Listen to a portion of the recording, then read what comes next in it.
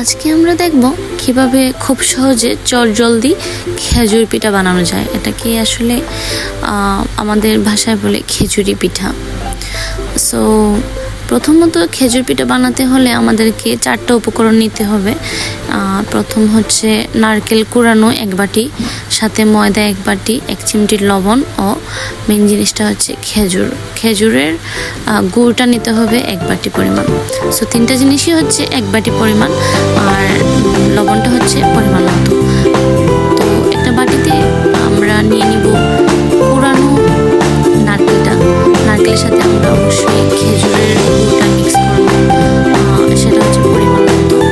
ভালো করে এই মিক্স করে নিব। যখন এই উপকরণগুলো ভালো করে মিক্স করে নিব, সাথে আমরা ময়দাটা ইউজ করব।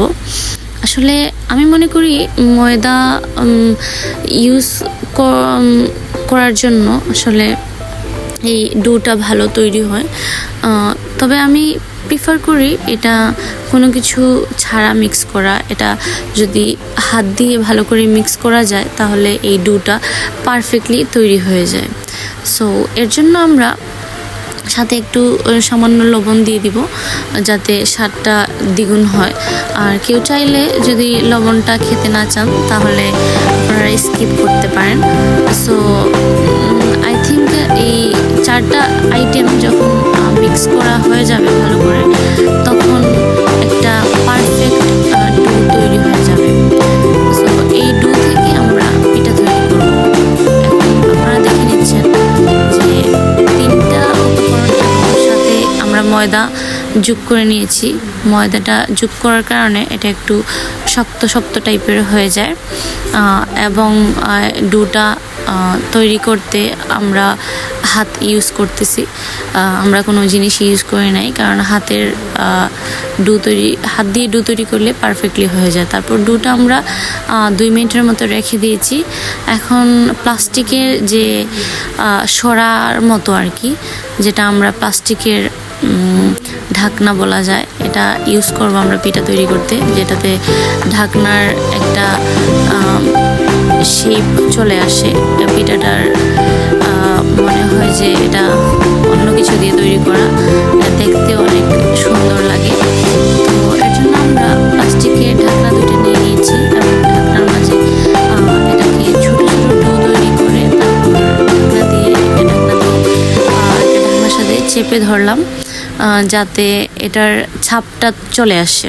এবং ছাপটা যখন এটার মাঝে চলে আসে তখন এটা নকশি পিঠার মতো একটা ভাব চলে আসে, আর খেতে অনেক মজা লাগে। সো আপনারা দেখতেছেন এটা ছোট একটা ডো তৈরি করে একটা ঢাকনা দিয়ে আর একটা ঢাকনার সাথে মিক্স করলাম। তখনই এই যে চাপটা দিলাম তখনই আসলে এই আকৃতিটা চলে আসে, আর এই ভাঁজগুলোও বোঝা যায়। সো এরকম করে সম্পূর্ণ ডোটা আমরা সম্পূর্ণ ডোকে আমরা পিঠাতে রূপান্তরিত করে নিব। তারপর আমরা এটাকে ভাজার জন্য প্রস্তুতি করব। আসলে আমরা এখানে ফ্যামিলির সদস্যরা আসলে চেষ্টা করছি কীভাবে এই ডোটা অতি দ্রুত করা যায়। সবাই হেল্প করলো।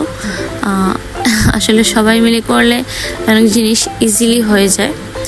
সো এই পারফেক্টলি পিঠাটা তৈরি হয়ে গেল।